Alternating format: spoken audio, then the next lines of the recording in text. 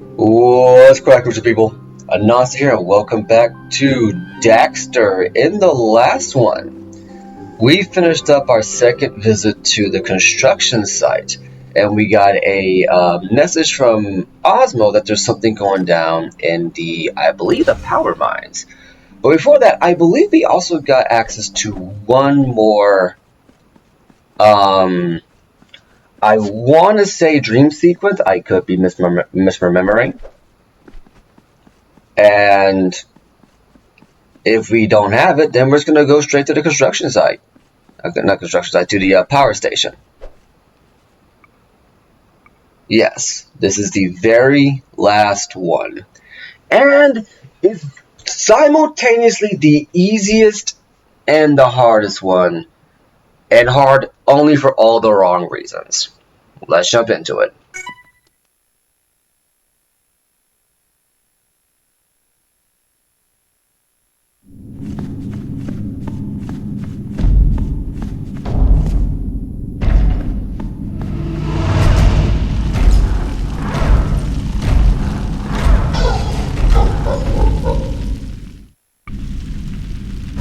Alright, we went from the second movie to the first. Let's start this off.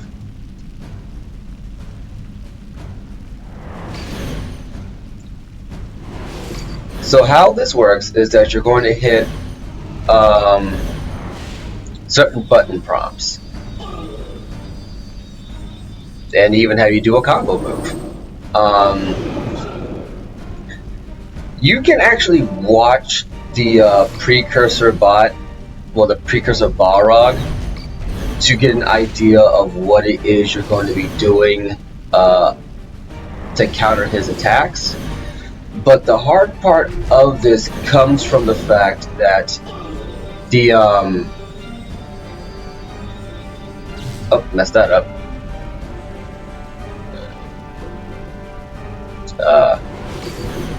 And that's not, I don't have to really get a perfect on this, it's fine. But the hard part comes from the fact that there is going to be lag. Well, I guess lag. Frame stuttering due to all the particle effects, because you have to, you know, deal with the flame of the Balrog bot, as well as all the attacks it's doing, as well as the particles from Daxter's counter, and it can get crazy, like just there, where he does like 3 in a row. Not to mention the button prompts do get obscured by the coloring of the screen, so just keep that in mind. But otherwise, it's not a hard fight. Oh, I messed that up. Messed that one up too. Okay.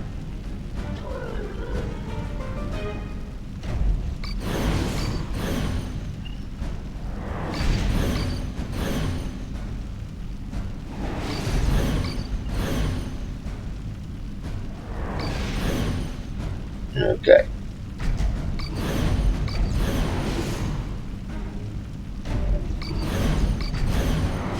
Okay, come on.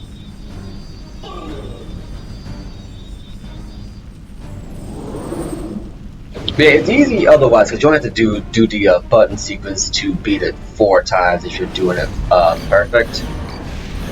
Almost got me there.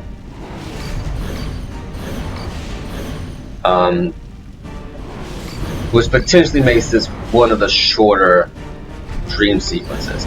I still think the first Matrix sequence is probably the best one in the game, just in terms of how intuitive it is, and how easy it is to spot the how easy it is to spot the button prompts,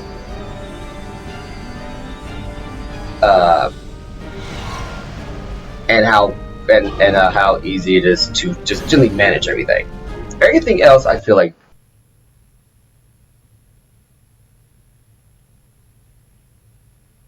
Man, was he pushy. And there's our final health increase. And with that, I believe that's all of the upgrades you can get for Daxter. But I feel the first Matrix sequence is probably the easier one to manage, because every other one I feel like they go at too quick a pace for the hardware they're running on. You feel me? Like, there are some that are okay, but there are some that's just like, okay, this is a bit too much. That one wasn't one of them. I was just relaxing because it's like, okay, I don't have to really perfect them like I thought I did. I think I just came up with that idea because I always perfected a lot of Jack games when I first grew up, so I just kind of defaulted that on Daxter. But anyway, we're back inside the power facility, the power station, and I believe.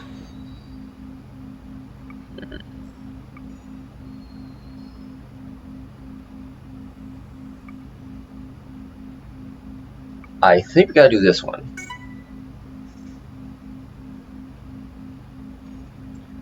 Where is this feature in Jack 2? That could help me significantly. Yeah, this is the one we gotta do. Okay, because I don't think we... If we keep meeting like this, people will start to talk. If we don't stop this metal bug infestation, there won't be any people left. No problem. Then it'd just be you and me, baby. Starting civilization all over again. Oh, it's not in the cards, Fuzzball. Still, you are useful in handling the smaller problems around here. I suppose you're ready for a real toy, if you've got the fur for it. That's an ultrasonic attachment. It's experimental. Experimental? Ooh, I like the sound of that. Hey, watch where you point that thing. I don't actually know what it does. It's in good hands, baby. So, basically, Daxter just got his own peacemaker. So how the ultrasonic device works is that it's a grenade launcher that you can use to destroy take out a large amount of enemies all at once. And it has a pretty interesting feature with regards to its hover ability. Ah, you again! All right, I've set a trap to catch the queen and end this mess, but she won't take the bait. That's where you come in. So basically what we gotta do now is just destroy a bunch of hatchers. Oh, first has to talk to him. Okay, we're good. Nothing really matters. So how this works is that you might notice that... Come on, get up there. And there you go. It does a pretty good job of clearing out room, but I believe there is a maximum number of enemies it does take out at once. Anyway, how this works is that if you watch the hover nozzle, or watch the meter, the average, most, I was going to be able to break down walls and stuff. Most, if not, I say most, both of your previous attachments had the distinction of draining your,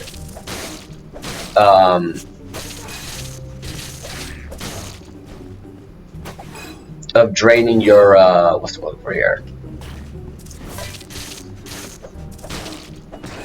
Of draining your gas meter, and it drains them at a at a fixed rate. If that makes any sense. And once that meter was gone, if you used up the entirety of the meter, that was it. It emptied itself out, and then the pressure would end. How this one works is that it kind of recharges the pressure of the meter. Now you can't spam it to refill your meter. It still drains it. But whatever it drains, it actually is a drain like half of it. Okay, I messed that up. There we go. Okay. Oh, then my aim was not as good as it could have been there. I don't believe it gives you a boost like the fire nozzle, so you're going to have to still use that when you want to get your height boost off it. Go here.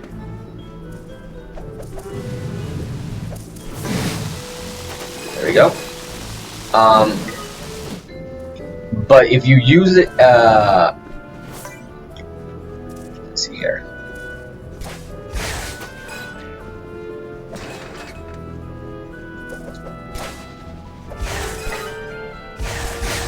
There we go. Fire at the wall, because it doesn't affect Daxter for some reason. But if you use it, see, does it? No, it does give you a height boost. Okay. There you go. There's a little area of effect there. But when you use it, it actually drains it drains the portion of the meter that it usually drains you for a single shot. But it recharges half of it, so you don't end up losing as much as you think. But it doesn't mean that you can pretty much spam it to, you know, refill your meter without having to find a gas particle. You still gotta I'm just going through right like Rambo here. You still gotta, you know, manage your energy wisely.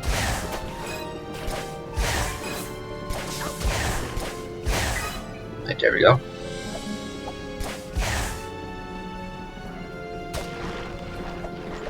For instance, I didn't do that there, so we're going to need to get one of these gas particles to refill it. Now, luckily in this area, let's see here. In this area, most, if not all, the gas particles give you an instant, like, full charge. So you have to worry about having to run out too quickly.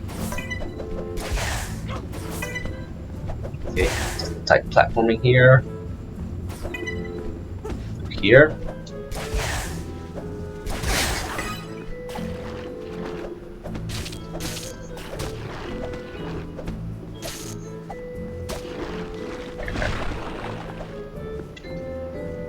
But yeah, this is pretty much Daxter's equivalent of the Peacemaker from Jak 2 and 3.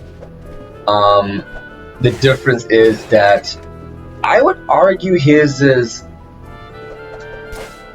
Ooh! I messed that up. I would argue his is a little less effective than either one of those two, because it is just a grenade launcher. And it only goes in a straight line. You can't fire it and have it just kind of go until it hits a wall, and whatever wall it hits, it destroys any enemy around there. Oh, that was close. Oh, that was really close. This one you just kind of fire and it fires in an arc, so bear that in mind when you're using it, because I'm not gonna lie, when I first linked it, this was like, oh, this is the Peacemaker, I started firing it off like a Peacemaker, and that was a mistake.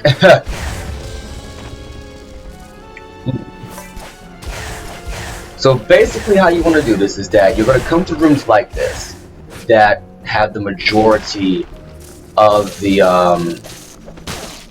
hatcher nests, and that's where you're going to get most of your kill count from them. So yeah, don't worry about having to hunt down that big number all at once, because when I first did this, I'm like, oh man, that's going to be a massive number to hunt down. No, it actually doesn't do that at all.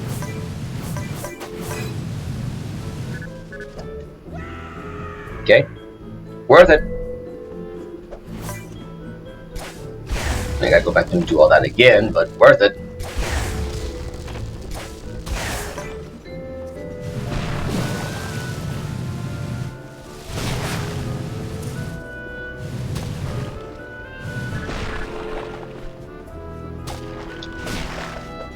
So yeah, no, don't worry about having to go hunt down all of them individually, like one at a time. It's like, oh, that's gonna be a pain about to do. No, it gives you most of them in small bursts.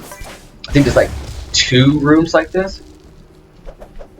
Oh, I got trapped there. That was odd. I have not had that kind of clipping issue happen beforehand. Okay, so I'm gonna jump over here. I believe, just hop on over here, and there you go.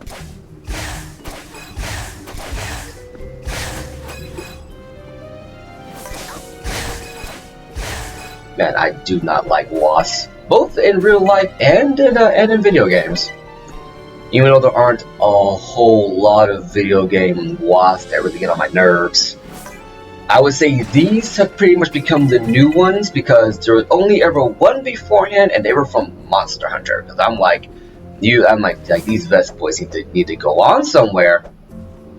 Sitting here trying to take down a freaking Nergagante, and it's like, oh hey, let's go ahead and sting and paralyze you while he's doing his ultimate attack. Like, okay, Wasp, I'm wise to your game.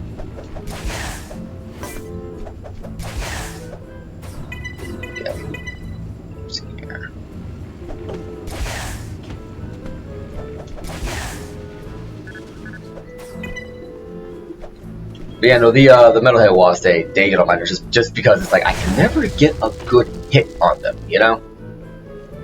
Like, you ever had that enemy that's just like, no matter how well you do, no matter what weapon you got and how effective it is at a distance or in a particular area, you can just never get it just right to where you never get hit by it or you really manage it. I would say the most egregious example of that kind of enemy was, for me, I think in Ninja Gaiden, actually. I want to say Ninja Gaiden 3? Yeah, definitely 3 because of the Chimera enemies. Those guys got on my nerves. It's one-shotting these things. Okay.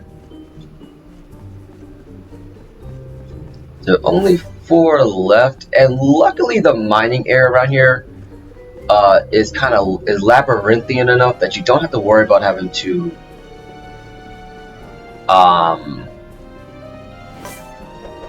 scour like all these other places.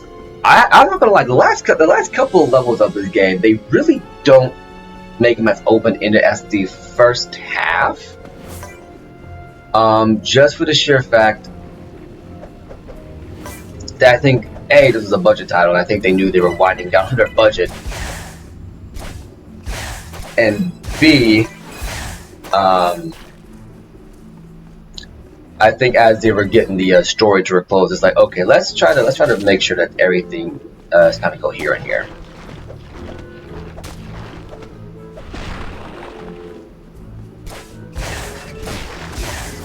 Oh, that was close. Almost stuck me. Ooh, Fetus Orb. Okay. Not that way just yet. I think that's the way we need to go. We want to go back this way. First world platforming, if you see the right way to go the opposite way. Because there's always something hidden around here.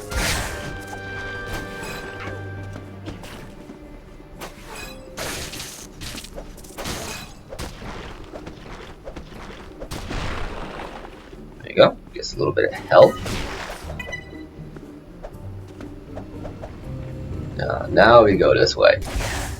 Now that new health boost, it makes it pretty hard for Daxter to die. Like, you have to get essentially comboed in a corner in order for him to die now. Where previously it was kind of foregone that if you are careless, you will get killed pretty easily. Now it's like there's just enough health for Daxter that you don't have to worry about it too much. So this is the secret way. Get us some precursor orbs.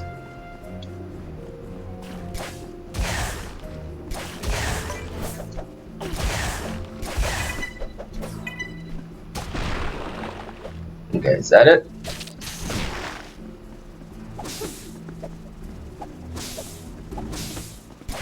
Alright, screw you. Like, I was sitting here whacking the thing, it's like, yeah, I'm immune to the fly spot. Okay, try my grenade launcher. Alright.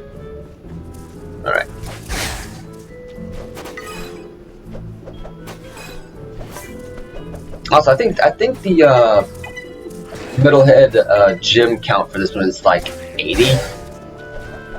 It's a pretty high count. About to miss one.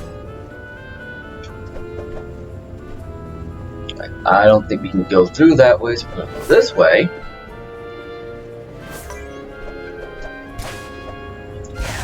Okay, now how do we do this? Okay, like this.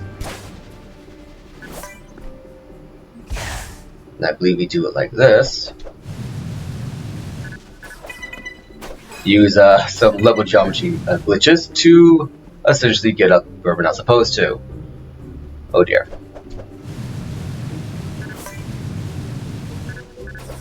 I don't think I got these orbs on my first run through. Probably not. I ain't gonna worry about it. Because we pretty much got everything we can get. At this point, the only orbs left for you to get in the game are purely for completion and buying the secrets, which I believe each one escalates in price as you buy more. Okay, come on, baby. Now let's see here. There's one left. And I want to say it's actually out in the open. Oh, here we are. Okay, so anything over here? We can't go through there. Okay. But yeah, all this is to catch a queen. Well, the exterminator queen that the miner set up a trap for. But he's like, yeah, she's not taking the bait. Well, we'll have to fix that later. There we go. Something tells me behind this rock formation is our last little nest. But first, I need to get my money. Holla holla, $1 million. So what we got here? Okay, yeah, so that's gonna be it. Yeah, like I said, you're pretty much not gonna have to worry about having to scour the entire map for these things, because you're gonna go like one location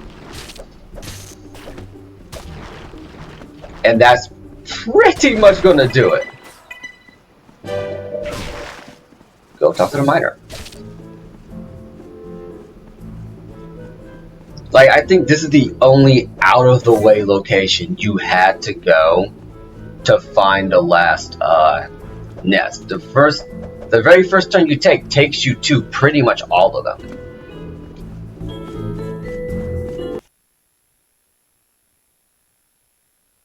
Nice work. With all those squish bugs, the queen should be on her way. Now all you have to do is go wait at the trap. Oh joy.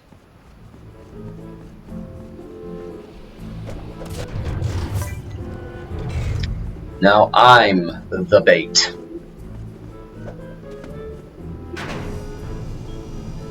Well, how that gonna be? You already killed one queen beforehand, and now I have a grenade launcher. Yeah, I mean, literally the difference between the first queen and this queen is that I actually have two offensive weapons beyond the fly swatter to take it on with. The first one we just had essentially a Geneva Convention violation, you know. Okay. Put up a lot of freaking walls to get through here. Holy cow, Daxter! The readings are off the chart! Watch yourself! Defeat a hive queen. Oh, we've done this song and dance before. Let's see here. Well, let's smack it.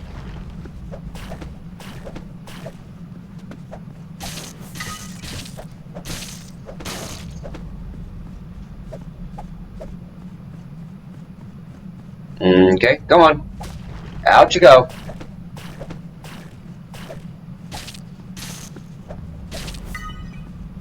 Come on. I'm spanking that booty, come on. Come on.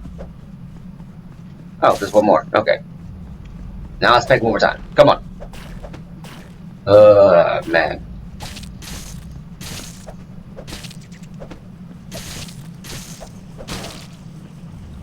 Alright, get out of there.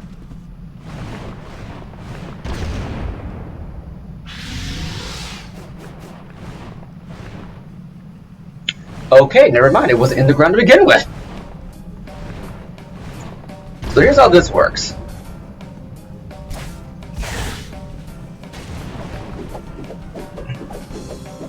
You're basically looking for an opening, and I'm trying to remember how you do this.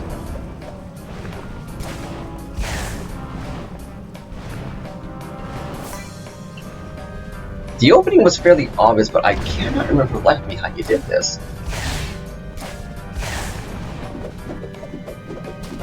That's how you do it. You need to use a lot of your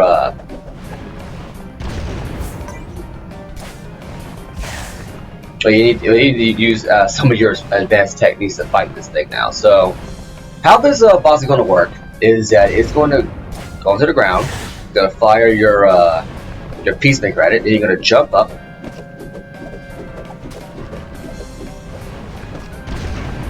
And do some damage to the I think that's the thorax, right? Now I think how the AI is supposed to operate is it's supposed to go to each of these different little holes in the ground, and then you know, do whatever kind of attack it's going to do by sticking itself in the ground. And if you do this right, you can actually get a couple hits on without taking any damage. But yeah, it's supposed to go to these different holes in the ground, but the AI for some reason just goes to the same one until phase 2, which is this right here.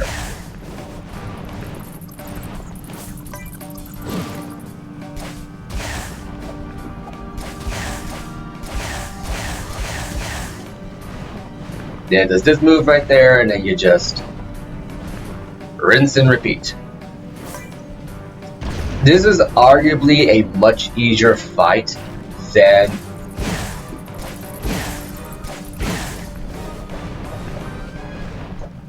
the first queen that you had to deal with.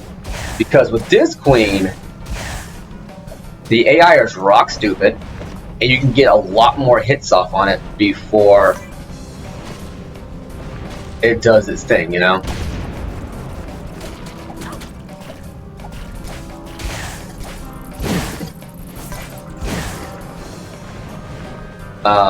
So like we're probably going to kill it right here.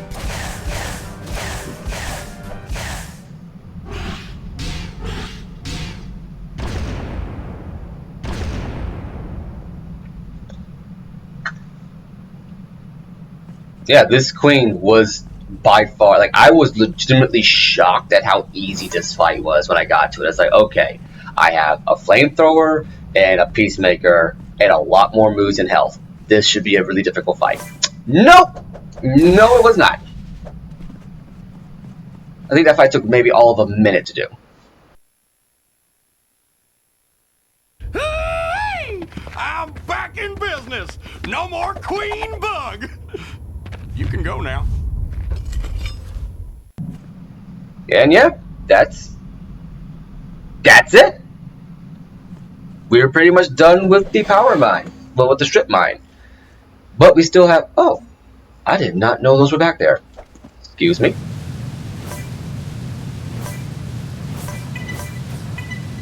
Okay.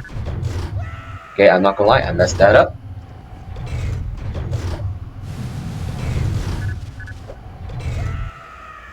Oh no, I'm at the entrance. Okay, that was the difference. But yeah, no, that was the second, that was Strip Mine 2. Okay, I am messing this up like crazy. Okay.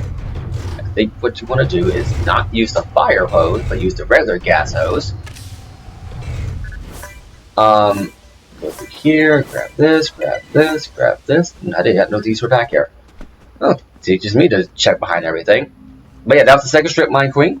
And at this point, there's not a lot left to do in Daxter before the end game. So I will see you next time for the lumber mill. This has been Daxter. You've been Anansi. I've been Anansi, and I'll catch you later.